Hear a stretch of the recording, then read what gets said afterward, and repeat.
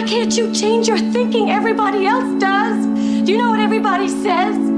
It's suicide. You've seen him. You know how strong he is. You can't win. Because I'm a fighter. That's the way I'm made, Adrian. We can't change what we are. Maybe I can't win. But the baby is gonna have to kill me. And there are those of you in this room, you are great. You are phenomenal, and you're not walking in it. Because you don't know who you are and what you want. If you're gonna do it, do it. Say what you can do what you say. You can't do it, don't say you can do it. Don't over-leverage yourself. Don't over-leverage a decision and then jump in and kind of dip a toe. I think I'll try it out. No, think if you're going to try it out beforehand, but when it's time to go, dive. Don't leave it and go, ooh, if I just would it. That keeps me up at night. I think it keeps a lot of us up at night. Finding out and looking in the mirror and going, I didn't half-ass it. I went all the way. I found out. Then why didn't you quit? You knew I was trying to get rid of you, yet you stayed. Yeah, I stayed. I stayed because every time you threw a brick at my head or said I smelled, it hurt. But it could never hurt more than it did every day of my life just being me. I stayed because I thought if anyone could change me, could make me not me, it was you. Because you had the talent to become a good fighter. And instead of that, you became a leg breaker. Some cheap second-rate loan shark. It's a living. It's a waste of life. You know, sometimes all you need is 20 seconds of insane courage. Just literally 20 seconds of just embarrassing bravery. And I promise you, something great will come of it. You're born with a gift. If not that, then you get good at something along the way. And what you're good at, you don't take for granted. You don't betray it. What if you do betray your gift? Then you betray yourself. And he'd lost his father earlier in the week. Literally 48 hours later, he was in the car. Yeah, what was it like racing that year, having to show up again now where you don't have the person who believes in you and loves you intrinsically? Like, what was that like? I don't know. It was on the Tuesday of Baku. As soon as he passed away, I asked myself, what would he want me to do? And I had no doubts. I mean, there was only one answer. This was a kid who just lost his father, and he was a kid at the time. He's a teenager. To have that kind of mental strength, I've never seen anything like it. He then went out, fell to last place, fought his way through, and won the race. And Charles Leclerc takes the lead. He's passed absolutely everyone to get himself back to the front. Wow. Yes! Yes! Wayne Gretzky said in a brilliant way, you miss 100% of the shots you don't take. One often meets his destiny on the road he takes to avoid it. Your mind is like this water, my friend. When it is agitated, it becomes difficult to see. But if you allow it to settle, the answer becomes clear. You just gotta quit tripping while you're in the process, because the process is necessary. You may not see it now, but when he gets you on the other side of it, you're gonna see exactly why it went that way, and you're gonna be okay with it. Your strategy and your plan of action, continuously looking for ways to win. When will I know I'm ready? You won't. That's all it is, Miles. A leap of faith.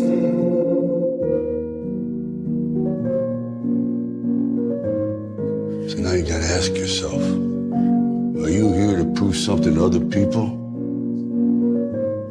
Or prove something to yourself? Until you win, effort always goes unnoticed. Get used to it. No one roots for you until everyone roots for you. That's just how it works. What? You set me up to fail? Why? If you only do what you can do, you will never be more than you are now. The only insults that hurt are the ones we believe. Next time someone insults you, remember, they're going to die. Everyone will forget about them. And if no one will remember them, then you might as well forget about them now. They are irrelevant. Your dream, your actions, your outcomes. You cannot wish for a strong character and an easy life. Each is the price of the other. What if what you're going through isn't hard? What if you're just sensitive? List all the things that you aren't willing to give up for the dreams that you have, and that is what the person who will beat you is willing to give up. You know what your problem is? You're smart. Too smart. You overthink because your mind moves at 1,000,000 miles a minute. You're sad because you're not fooled by the world like everyone else. You don't get along with most people because they just don't look at things the way you do. You think you're dumb because you're smart enough to know you don't know everything. Your problem is you're too smart. And happiness in intelligent people is one of the rarest things I know. People want to find their passion, but you don't find it, you create it. And you create it by getting good at something. And to get good at stuff, you start by doing something you suck at. Then you get good, then you like it, then people ask how you found your passion. Answer, by starting when you sucked and not giving up. Have you ever thought that I want more from life than a nice apartment and a job serving tea? There's nothing wrong with a life of peace and prosperity. I suggest you think about what it is that you want from your life and why. I want my destiny. What that means is up to you. There's a Bible verse I think about sometimes. Many times. It goes, "Then I heard the voice of the Lord saying, whom shall I send? And who will go for us?"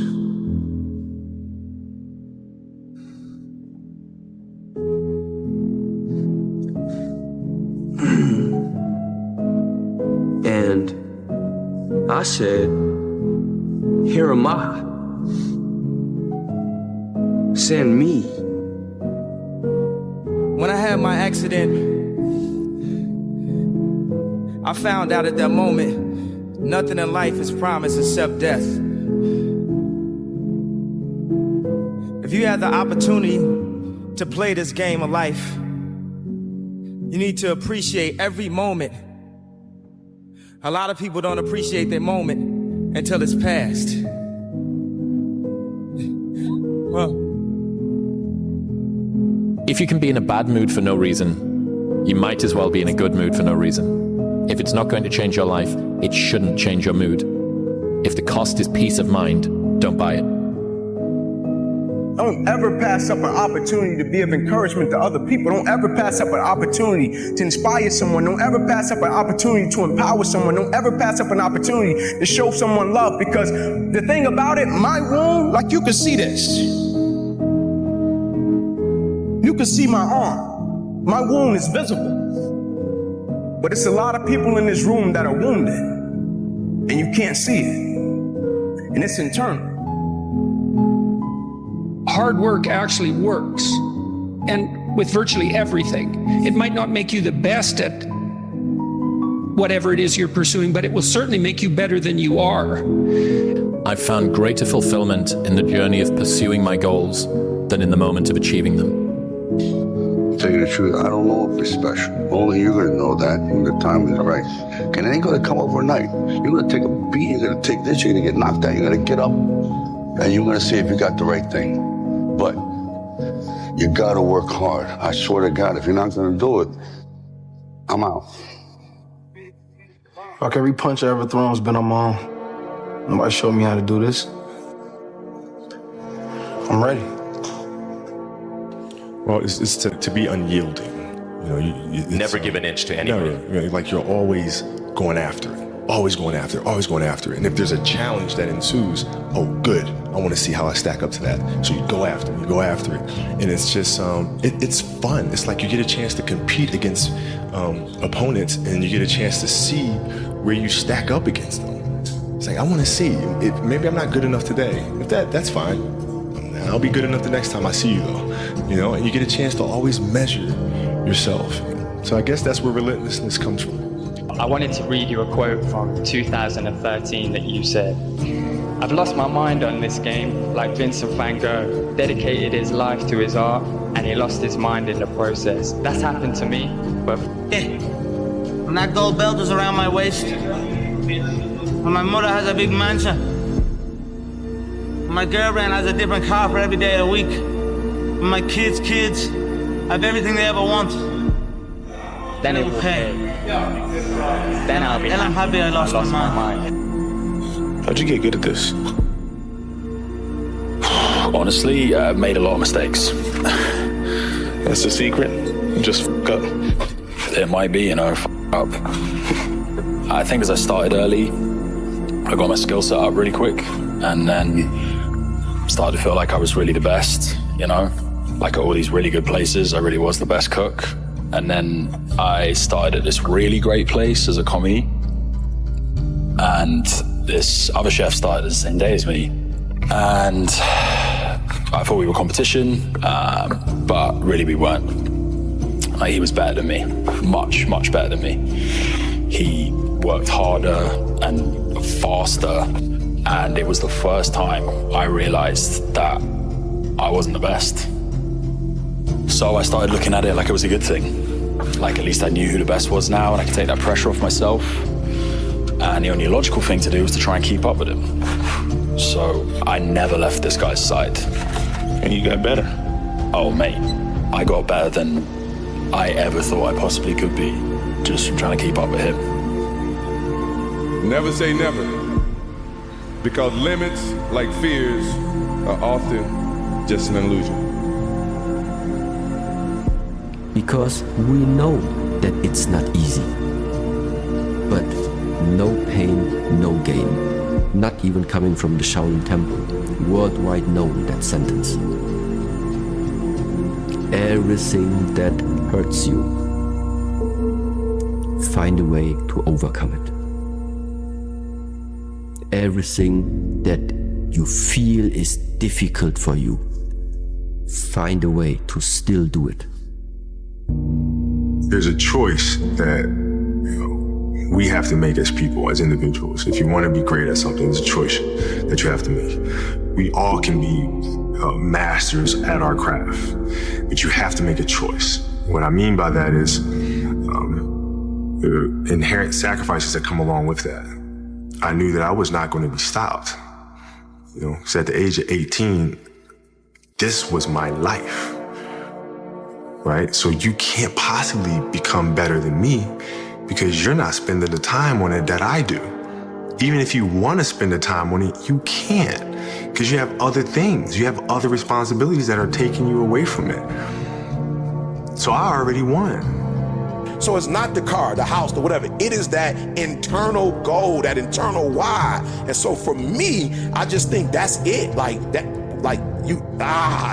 It's something within and you gotta pull it out. And so it's easy when you have a why, a purpose. I'm doing it for this, I'm doing it for that. It's easy to get up and get going. But if it's just for a car, what happens, Louis, when you get the car? Because you can buy it. What happens when you get the house and you can buy the house? Because I think any person, any human realizes that if you want some kind of a good outcome, you're gonna have to work hard for it. And if you don't work hard for something, you're not going to get an outcome that's really worth much. There's things that you can control, there's things you can't control. Now, I will tell you that human beings can control a lot more than they think they can. And oftentimes, it's pretty easy just to say, oh, that's not me, that's not on me. And I think that's the whole genesis of the idea of extreme ownership, is most of the time, or much of the time, people say that's not my fault, there's nothing I can do about that, and more often than people think, there is something you can do about it, and it is your fault. It's normal to not know what you're doing. If you did, it wouldn't be called growth. High five your fear, uncertainty, and doubt, and carry on. Do you get tired, stressed, sad, hungry, frustrated, unfocused? Do you feel misunderstood? Great. You're human. You don't need medication. It is hard. It's hard when you're young to wake up in the off season at 6 a.m. to go train and work out, knowing that all your friends are sleeping in and eating pancakes. It's hard when you're on your way to practice, weighed down with all your gear, and it's 90 degrees out and all the other kids are at the pool or at the beach, and your body is already completely exhausted from workouts in 2-a-days.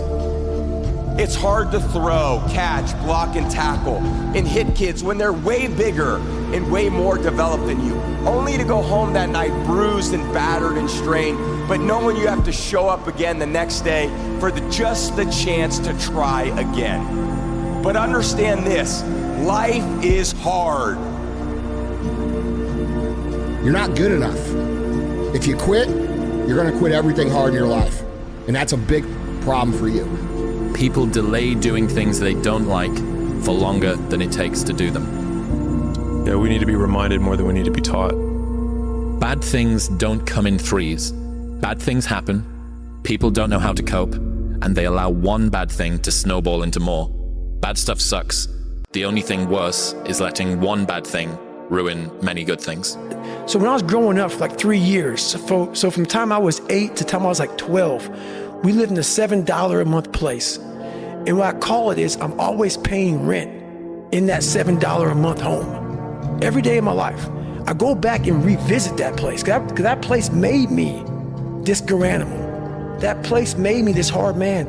And then from that place, so that place is hard work. That place is going back to the fundamentals of life. The fundamentals of what made David Goggins. Going back in there, going back to the library of David Goggins, studying even more than what I know, taking that out, going back to where I'm at now, and then moving forward.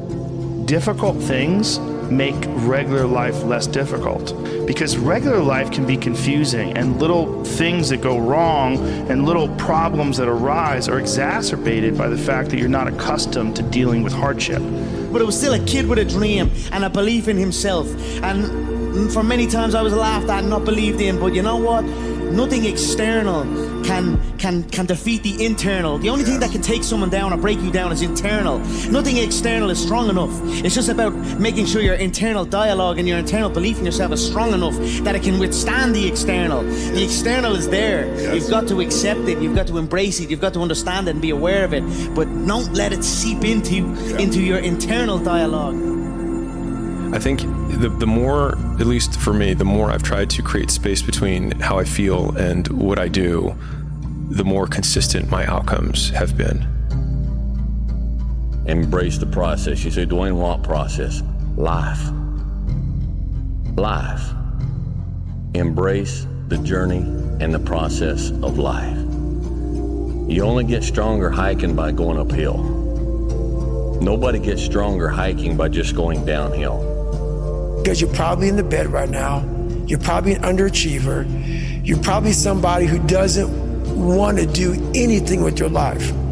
People should stop complaining. Right. People should figure out who the they are. Good call. People should not listen to America propaganda of fixing the shit they suck at. They should be tripling down at what they're good at. They should be competent in certain areas, but you're not gonna become Beyonce, or like your bone structure is a certain way. Like, you're not gonna solve everything. Your IQ can get a little bit better, but don't worry about the incremental.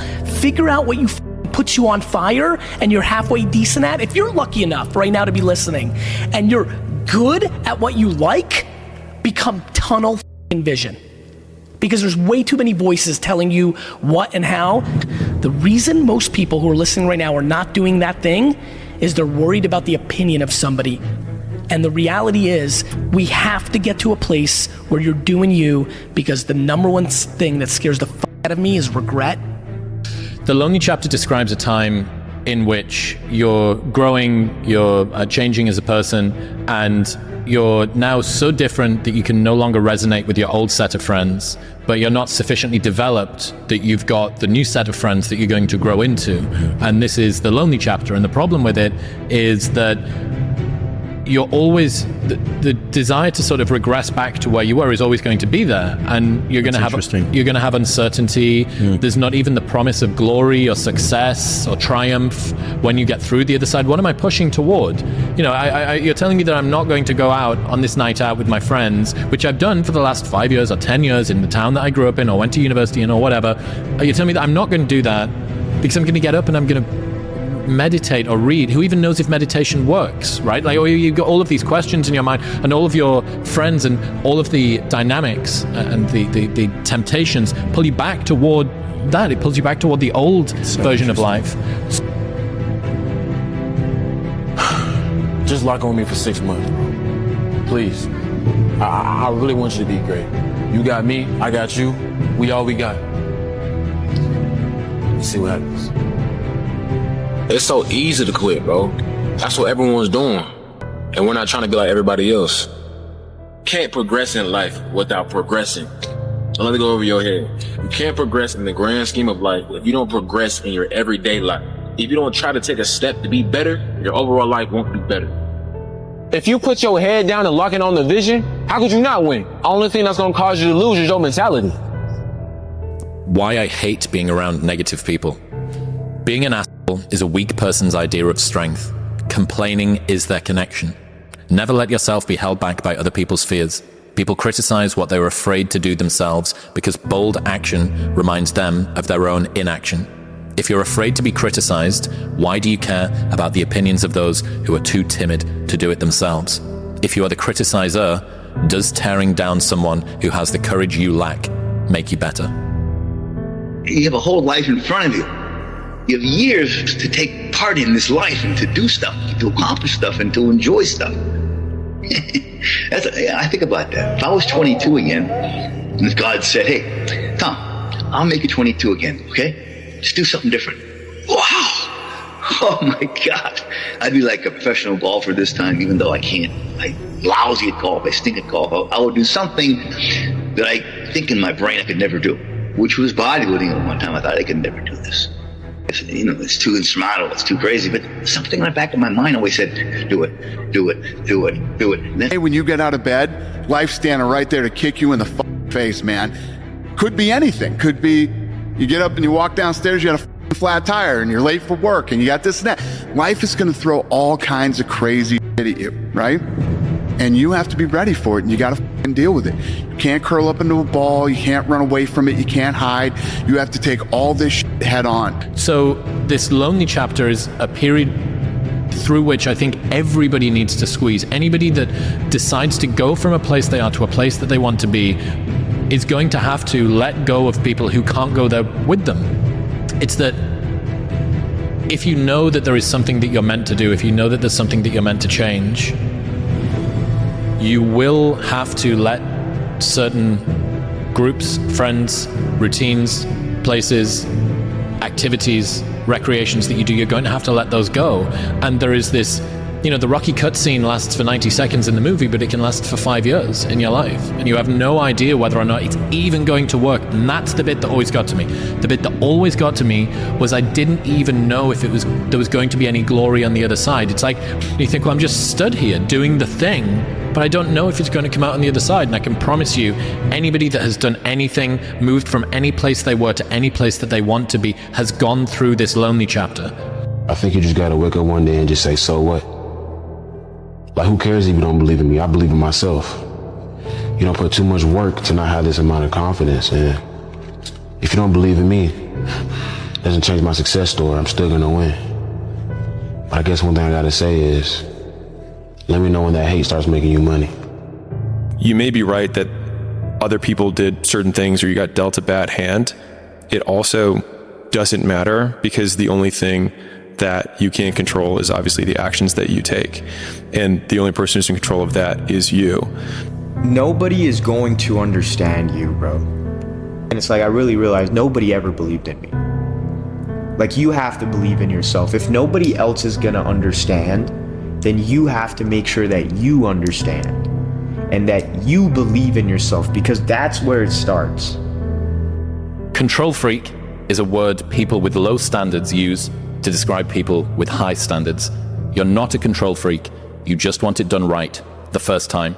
You're not anxious. You care. Do not expect mediocre people to support world-class goals. If you go visit the darkness that you've been running from, you'll have the opportunity to leave a better person. You'll have a better understanding of yourself. You'll have a better understanding of your purpose. But if you don't take that trip and the darkness comes visits you, it's a guest that will never leave. You're playing against the Golden State Warriors. Score is 107-109. You guys are close to getting into the playoffs. You know exactly what happens in the game. You go up, you're about to take your shot, and then all of a sudden, boom, Achilles happens. Bryant again going to work, falls down. Again, he's struggling.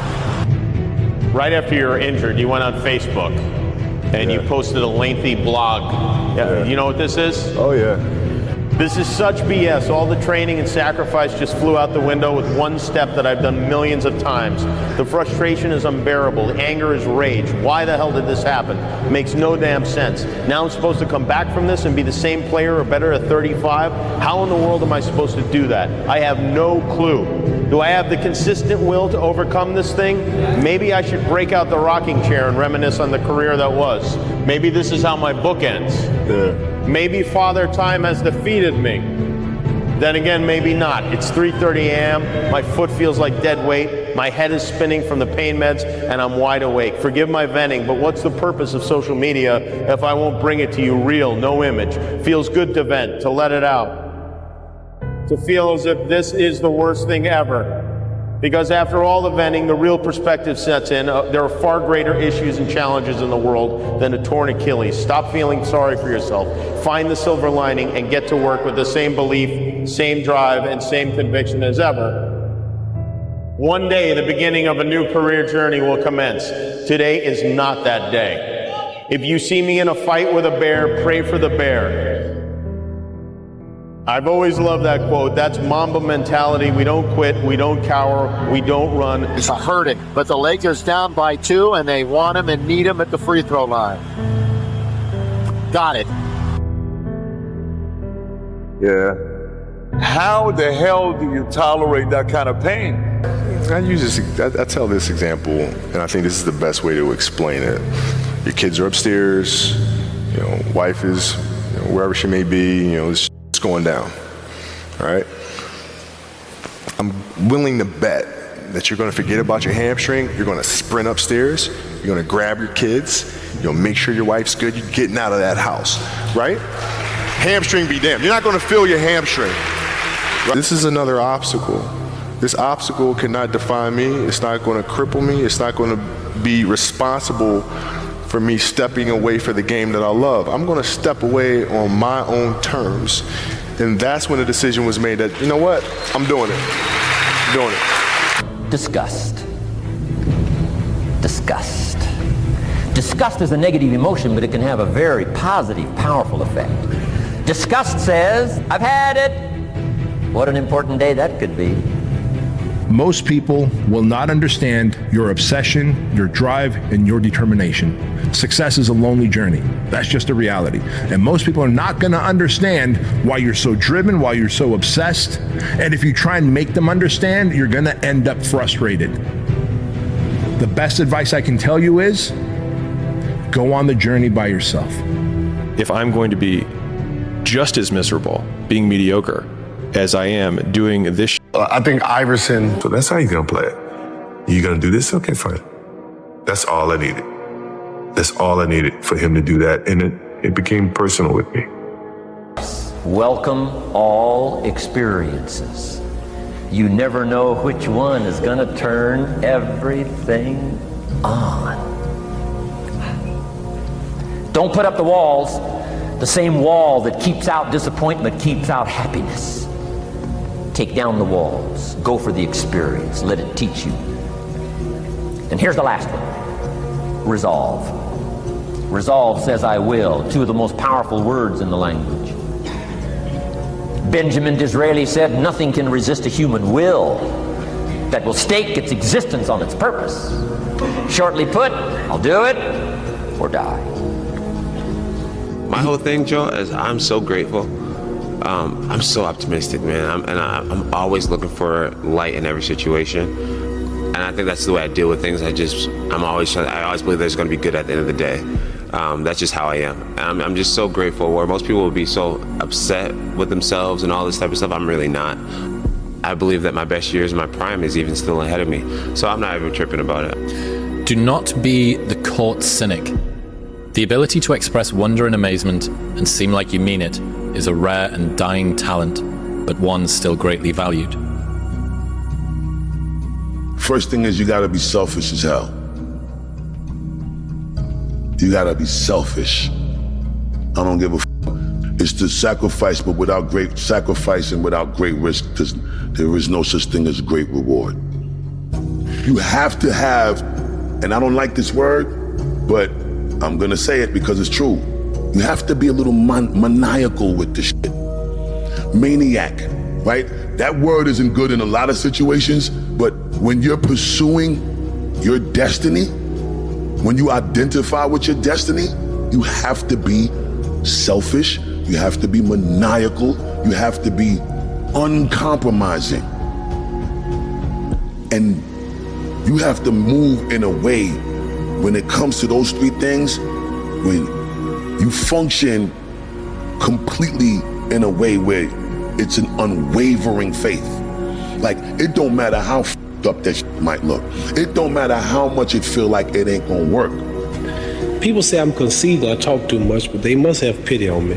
It's hard to be humble when you're as great as I am. We have been fed this line of horse that you're supposed to seek comfort, and I don't think you are. I think you're supposed to seek lessons, and you're supposed to seek difficult tasks and accomplishments, and through those things and through doing things that are hard to do, even if it's just a 90-minute hot yoga class. I do a 90-minute yoga class, man. Those last 20 minutes, I do not want to be there, man. And I definitely don't want to give 100%. And I can cheat.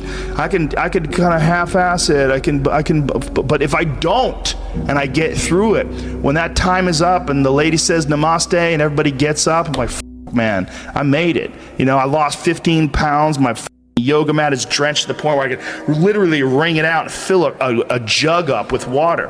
But through that struggle, I will now have a better day, and I better do it again tomorrow. Why you need to go all in. The main reason you need to go all in is because you have nothing to lose, bro. When you think about it, guys, you're already broke, okay? And we know that you're not gonna save yourself rich, okay? And we know that if somebody else is all in and you only have half of your foot in to the water and you're not ready to jump, that guy's gonna beat you every single time. If your job is to try to be the best basketball player you can be, right? To do that, you have to practice, you have to train, right? You wanna train as much as you can, as often as you can.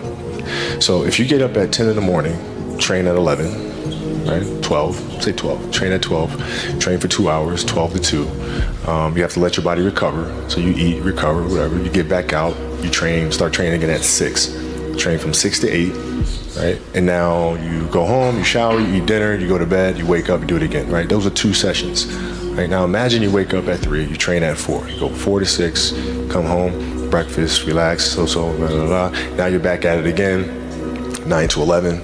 Right? You relax, and now all of a sudden you're back at it again, 2 to 4, and now you're back at it again, 7 to 9. Look how much more training I have done by simply starting at 4, right? And so now you do that, and as the years go on, the separation that you have with your competitors and your peers just grows larger and larger and larger and larger and larger.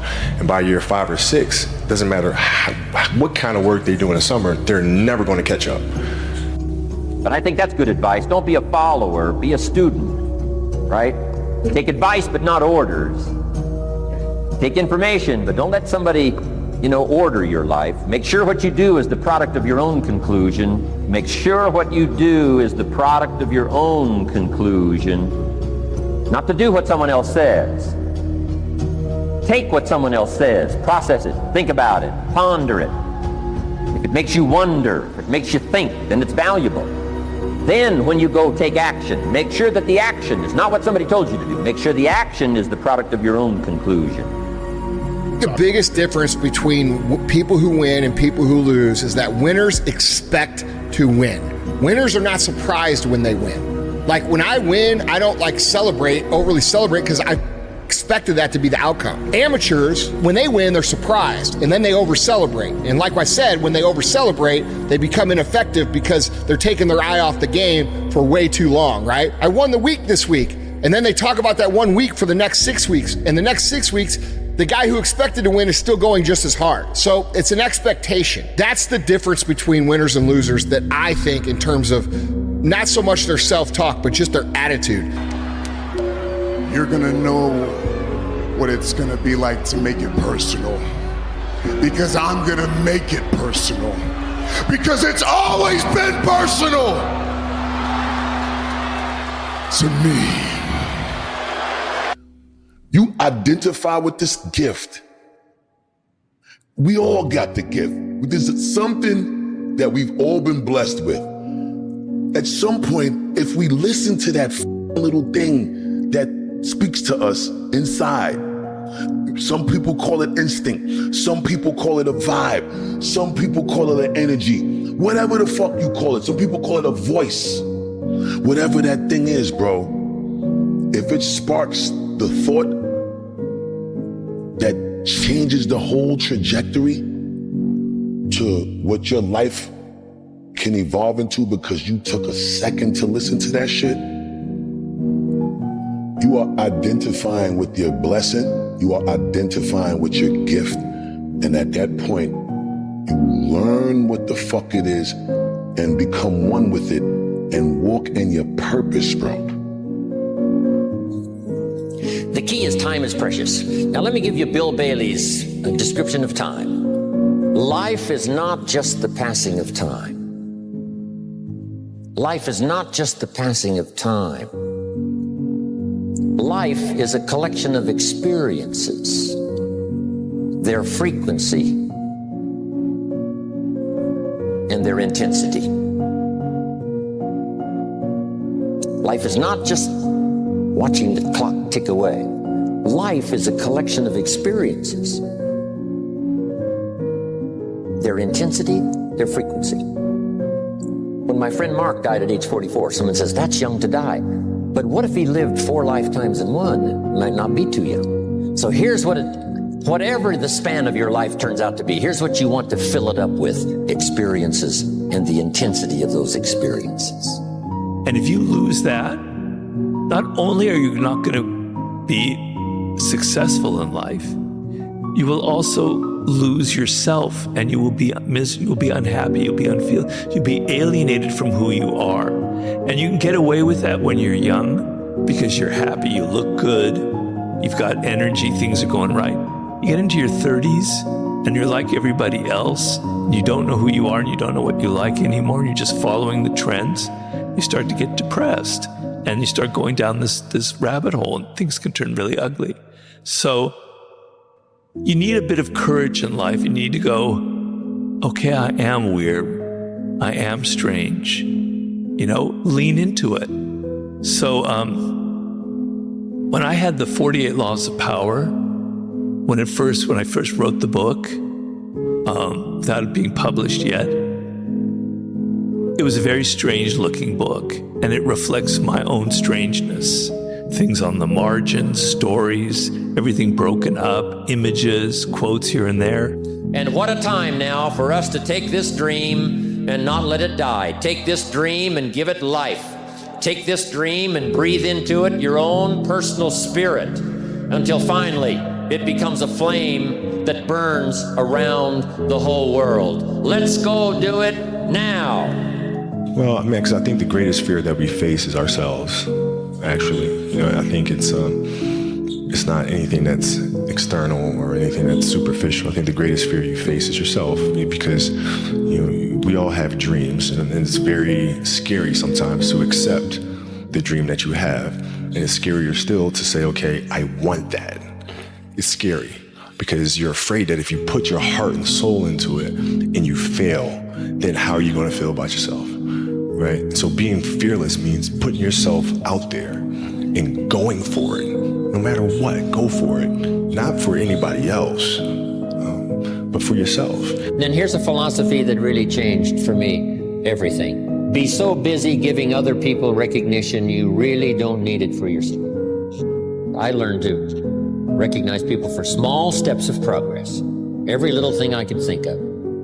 Figure out rewards for small steps. And what works is, if you dedicate your time and your focus, like realistically, with a professional, disciplined effort to creativity, you show up every day like a professional, but you show up to be creative. If you just do it on a regular basis, ideas will come to you. Where are these ideas coming from? Well, his concept was to think of it as you're a professional and you're getting these ideas from the muse. And this is what you do. You show up and you do the work, you focus on it, and these ideas will come to you. And that little voice becomes completely drowned out. And so you don't know who you are anymore. And you're afraid, particularly young people today. I mean, maybe it's always been that way, are so afraid of being different. They're so afraid of being odd. But look at all the powerful people in this world. Look at your Elon Musks. Look at your celebrities in entertainment, in business and politics. They're one of a kind. They have like, I hate that word, but it's like a brand. They're different. They stand out for something that's truly different.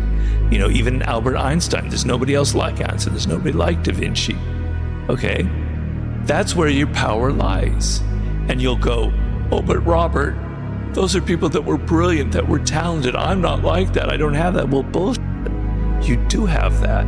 It's just you're forgetting about it. You don't want to put the effort into it. And there's no one more narcissistic than someone who's smart. And if you are smart, that's a real temptation. It's a real temptation. It can make you bitter as hell. The most bitter people are the smart people who aren't successful, because they feel that their shining light wasn't given due course and that the world should fall at their feet, and didn't. The way the world works, you don't get a gift without a corresponding temptation. And intellect is certainly, it has the same characteristic. You can go very spectacularly wrong if you're smart. And it's pride that does that. When you set a dream and you say, this is what I'm going to do. I'm going to do this, I'm going to do that. And you make a plan, and the plans are good. But if you come to a certain point where there's a tree across the road or the bridge is out, you can't say, well, there goes my dream. You've got to be flexible. Well, what am I going to do? What adjustments am I going to make to be able to still get to where I'm going, to be what I want to be? You need some flexibility. You need discipline. You need personal discipline. There's times when you don't feel like doing what needs to be done to get this. But you got to say, feelings has nothing to do with it. This is my dream. This is what I'm going to do. Lots of people associate working hard with not making progress. Therefore, working feels like wasting. So the idea that working hard doesn't make progress is one of the biggest farces that exists in humanity, right? And so if there is anything that's eternal for us, at least as individuals, it's going to be who we become in the process.